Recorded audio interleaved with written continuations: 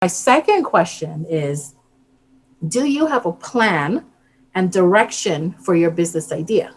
A lot of us have great business ideas, great products, great services to provide, but you may have a great product and service, but how do you plan to roll out this business? What if you make the best pies in the world and everyone who's ever had your pies is like, wow, this is great. What is your plan to roll out your business? How do you get your product in front of the type of people who are going to be repeat customers? How do you get them into supermarkets? How do you get them into your local grocery stores? How do you get them into businesses that may do bulk purchases? You have to think about, okay, great, I have a product, but how do I roll it out? The plan and direction. Don't be that 2-page business plan person, please. It's also very important for you to calculate what is the cost of producing your specific product, or what is the cost in doing your services. Why is that important?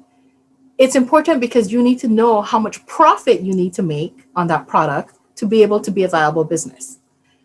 How much of it you're going to sell? What is your retail price? What is your wholesale price? What are your labor costs? What is the cost of the gas to drive from one county to the other county? How much profit are you going to make on your product? If you sell 100 versus 1,000 versus 10,000, what your profit margin is going to be. It's really important that you sit and you say, I need, the product is going to take me $5 to make. I need to sell it at $10 to be able to make the profit that I need to continue, et cetera, et cetera.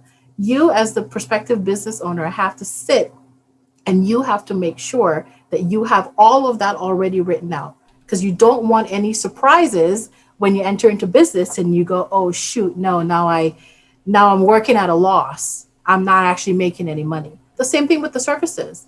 If you have to hire someone to help you, let's say you have a cleaning service, and you have to hire someone to come in and help because you have, 10 different clients and you can't do it all in one day.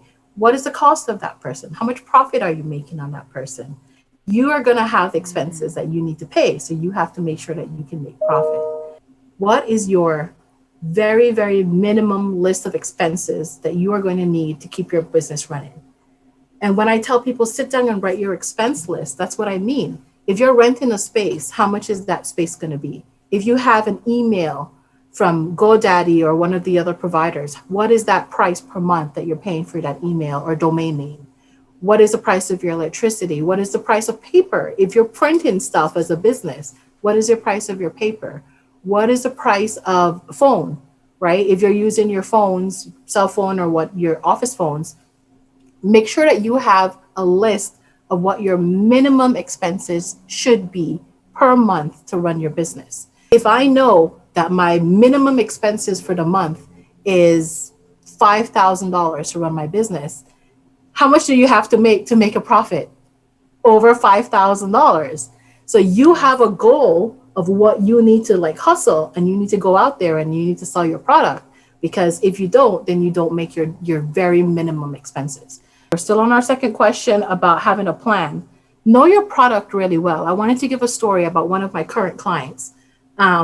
He has a great product, amazing product. So he started putting it out on the market, and then he realized that his product is a little bit too spicy for the average American taste buds. It's perfectly fine for Caribbean taste buds, but it's a little too spicy for American taste buds. So what did he do? He developed a spicy and a mild. So I thought it was genius. It was great. It was actually really great that he did that, because now he has orders on 2 different SKUs, and now he has basically a double order of your product. The content on Minding Your Business is for informational and educational purposes only and should not be construed as specific legal advice. This show discusses general legal issues affecting business owners. Opinions of the guests are not necessarily that of the show. If you need assistance with your specific legal issue, please consult with a licensed attorney.